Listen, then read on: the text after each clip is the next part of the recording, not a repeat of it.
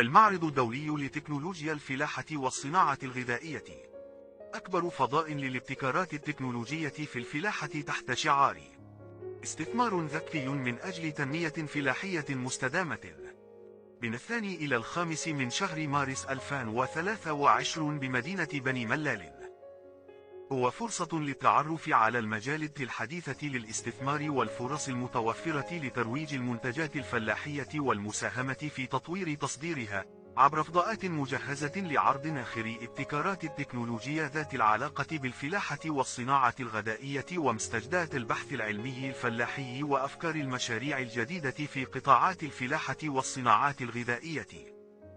هو فرصة لتبادل الخبرات والتجارب وربط علاقات بين الفاعلين الفلاحيين والمهنيين مع الاطلاع على آخر المستجدات، خاصة ما يتعلق بالتكنولوجيات المرتبطة بالفلاحة والصناعة الغذائية، مع تحسيس الشركاء بضرورة حماية الموارد الطبيعية والمحافظة عليها.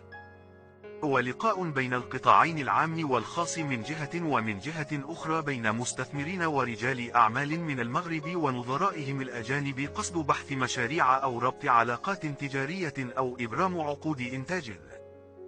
كما سيتم عرض التقنيات الحديثة للتعريف بآخر المستجدات على مستوى التقنيات الفلاحية والصناعة الغذائية والتكنولوجيات الحديثة، وكذلك ورشات عمل بين مختلف الفاعلين والمتدخلين بالقطاع باجتماعات مصممة خاصة لتحقيق الأهداف الخاصة بالمجال الفلاحي والصناعة الغذائية، يقدمها أشخاص ذوي خبرة في هذا المجال لفائدة الفلاحين وباقي المتدخلين في المجال.